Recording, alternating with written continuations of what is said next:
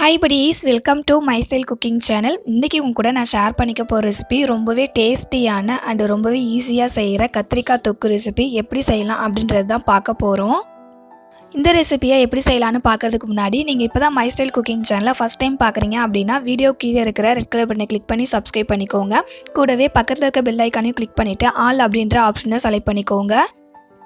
இப்போ வாங்க இந்த கத்திரிக்காய் தொக்கு ரெசிபியை எப்படி செய்யலாம் அப்படின்றத பார்க்கலாம். வீடியோவை லாஸ்ட் வரைக்கும் ஸ்கிப் பண்ணாமல் பாருங்கள். ஃபஸ்ட்டு ஸ்டவ்வை ஆன் பண்ணிவிட்டு மேலே ஒரு கடாயை வச்சுக்கோங்க. கடாயை நல்லா சூடானதுக்கப்புறமா 4லேருந்து 5 டேபிள் ஸ்பூன் அளவுக்கு எண்ணெய் சேர்த்துக்கோங்க. எண்ணெய் நல்லா சூடாகி வந்ததுக்கப்புறமா ஒரு 1/4 டேபிள் ஸ்பூன் அளவுக்கு கடுகு சேர்த்துக்கிட்டு கடுகு எண்ணெயில் பொரிஞ்சு வந்துடட்டும். இந்த கத்திரிக்காய் தொக்கை சாதத்து கூட பிசைஞ்சு சாப்பிடும்போது அவ்வளோ சூப்பராக இருக்கும். நார்மலாக இட்லி, தோசை, அதுக்கப்புறம் சப்பாத்தி, பூரிக்கும் சைடிஷாக வச்சு சாப்பிடலாம். ஆனால் சாதத்துக்கு தான் ரொம்ப பெஸ்ட்டு காம்பினேஷனாக இருக்கும். கடுகு பொரிஞ்சு வந்ததுக்கப்புறமா இது கூட கொஞ்சமாக கறிவேப்பிலை சேர்த்துக்கிட்டு எண்ணெயில் பொரிஞ்சு வந்துடட்டும். கறிவேப்பிலை எண்ணெயில் பொரிஞ்சு வந்ததுக்கப்புறமா பூண்டு சேர்த்துக்கலாம். பூண்டு பார்த்திங்கன்னா நல்லா நிறையா சேர்த்துக்கோங்க. ஒரு மீடியம் சைஸ் பூண்டு அப்படின்னா 2 பூண்டு அளவுக்கு சேர்த்துக்கோங்க. இந்த ரெசிபியில் முக்கியமான ஒரு டிப்ஸ் பார்த்திங்கன்னா, நம்ம பூண்டு சேர்த்து வதக்குறோம் இல்லையா, அந்த பூண்டோடைய பச்சை ஸ்மெல் கம்ப்ளீட்டாக போயிடணும். அப்போ தான் இந்த ரெசிபி ரொம்ப நல்லாயிருக்கும். இந்த பூண்டோடைய பச்சை ஸ்மெல் போகிறதுக்கு முன்னாடியே கத்திரிக்காவை சேர்த்து வதக்கிட்டோம் அப்படின்னா இந்த கத்திரிக்காய் தொக்கில் அந்த பூண்டோடைய பச்சை ஸ்மெல் கண்டிப்பாக வரும். அதனால் அதை மட்டும் பார்த்து நல்லா பூண்டை வதக்கி விட்டுக்கோங்க.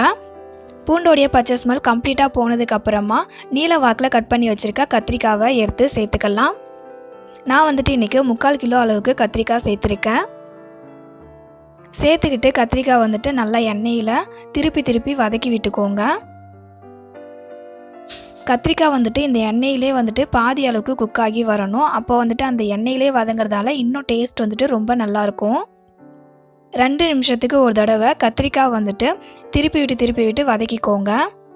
ஏன்னா மேலே இருக்கிற கத்திரிக்காய் அடியில் போகணும், அடியில் இருக்கிற கத்திரிக்காய் மேலே வரணும். அந்த மாதிரி இருந்துச்சுன்னா தான் நல்லா எண்ணெயில் எல்லா கத்திரிக்காயுமே குக் ஆகி வரும்.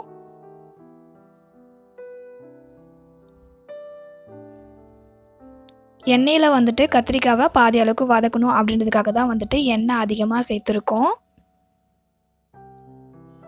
நீங்கள் இதை நார்மலான நம்ம குழம்பு தாளிக்கிற எண்ணெயில் சேர்த்து செஞ்சோம் அப்படின்னாலே ரொம்பவே நல்லாயிருக்கும். இதுக்காக ஸ்பெஷலாக நம்ம நல்லெண்ணெயில் செய்யணும் அப்படின்றதெல்லாம் கிடையாது.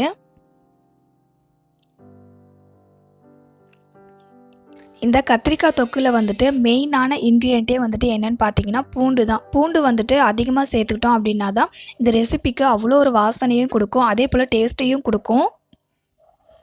கத்திரிக்காய் ஒரு 5 to 10 மினிட்ஸ் வதக்கிட்டோம் அப்படின்னா இந்த அளவுக்கு கலர் சேஞ்ச் ஆகி நல்லா பாதி அளவுக்கு வதங்கி வந்துடும். வதங்கி வந்ததுக்கப்புறமா கொஞ்சமாக தண்ணி சேர்த்துக்கிட்டு கிளறி விட்டுக்கோங்க. அடுத்தது இப்போது அந்த தொக்குக்கு தேவையான அளவுக்கு தண்ணி சேர்த்துக்கலாம். கத்திரிக்காய் முங்குற அளவுக்கு தண்ணி சேர்த்துக்கிட்டோம் அப்படின்னா கரெக்டாக இருக்கும். நிறையா தண்ணி சேர்த்துக்கிட்டிங்க அப்படின்னா ஒரு குழம்பு கன்சிஸ்டன்சிக்கு வந்துடும். அது நல்லா இருக்காது, டேஸ்ட்டுமே நல்லா இருக்காது. அதனால் கத்திரிக்காய் எவ்வளோ எடுத்துக்கிறீங்களோ அது முங்குற அளவுக்கு தண்ணி எடுத்துக்கோங்க. இதுக்காக தான் நான் கத்திரிக்காய் எண்ணெயிலே நல்லா வதங்கணும் அப்படின்ட்டு சொன்னேன். அடுத்தது இந்த தொக்குக்கு தேவையான அளவுக்கு மிளகாத்தூள் சேர்த்துக்கலாம். நான் டோட்டலாக 2 டேபிள் ஸ்பூன் அளவுக்கு மிளகாத்தூள் சேர்த்துருக்கேன். சேர்த்துக்கிட்டு எல்லாத்தையுமே நல்லா மிக்ஸ் பண்ணி விட்டுடுங்க. மிக்ஸ் பண்ணி விட்டதுக்கப்புறமா நம்ம உப்பு சேர்த்துக்கலாம். மிக்ஸ் பண்ணி விட்டதுக்கப்புறமா உப்பு சேர்த்துக்கலாம். உப்பு உங்கள் டேஸ்ட்டுக்கு தகுந்த போல் சேர்த்துக்கோங்க. சேர்த்துக்கிட்டு உப்பு கரையிற வரைக்கும் நல்லா மிக்ஸ் பண்ணி விட்டுக்கோங்க. நல்லா மிக்ஸ் பண்ணி விட்டதுக்கப்புறமா உப்போடைய அளவு செக் பண்ணி பார்த்துக்கோங்க. சப்போஸ் உப்பு கம்மியாக இருந்துச்சு அப்படின்னா போதுமான அளவுக்கு சேர்த்துக்கிட்டு நல்லா மிக்ஸ் பண்ணிவிடுங்க.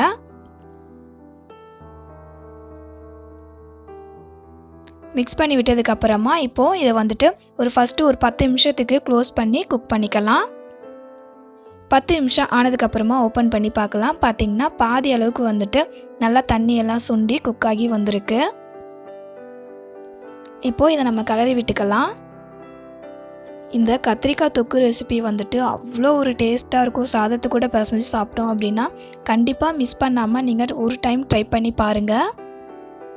அதே போல் நீங்களும் உங்கள் வீட்டில் இந்த மாதிரி தான் கத்திரிக்காய் தொக்கு வைப்பீங்க அப்படின்னா அதோடைய டேஸ்ட் உங்களுக்கு பிடிக்குமா இல்லையா அப்படின்றத கமெண்ட் பாக்ஸில் கமெண்ட் பண்ணுங்கள். கிளறி விட்டதுக்கப்புறமா இன்னும் ஒரு 5 நிமிஷத்துக்கு க்ளோஸ் பண்ணி குக் பண்ணிக்கலாம். 5 நிமிஷம் ஆனதுக்கப்புறமா ஓப்பன் பண்ணி பார்க்கலாம். அவ்வளோதான், ரொம்பவே சூப்பரான டேஸ்டியான கத்திரிக்காய் தொக்கு ரெசிபி ரெடி ஆயிடுச்சு. இதை போலவே ரொம்பவே டேஸ்டியான கத்திரிக்காய் பொரியல் ரெசிபி, அதுக்கப்புறம் கல்யாண வீட்டு கத்திரிக்காய் காரக்குழம்பு ரெசிபி நம்ம சேனலில் இருக்குது. நீங்கள் இன்னும் அந்த ரெசிபியை பார்க்கல அப்படின்னா வீடியோ கீழே டிஸ்கிரிப்ஷனில் லிங்க் கொடுக்குறேன், செக் பண்ணி பாருங்கள். கண்டிப்பாக இந்த ரெசிபி உங்களுக்கு பிடிச்சிருக்கும்னு நினைக்கிறேன். பிடிச்சிருந்ததுன்னா வீடியோவுக்கு ஒரு லைக் கொடுத்துடுங்க.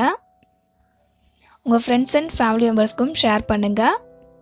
இதை போலவே என்னுடைய எல்லா ரெசிபியும் நீங்கள் பார்க்கணும் அப்படின்னா மை ஸ்டைல் குக்கிங் சேனலை சப்ஸ்கிரைப் பண்ணி வச்சுக்கோங்க. இதை போலவே ஒரு சூப்பரான டேஸ்டியான அண்ட் ஈஸியான ஒரு ரெசிபியோட நெக்ஸ்ட் வீடியோவில் மீட் பண்ணலாம். படி தேங்க்யூ ஃபார் யுவர் வாட்சிங்.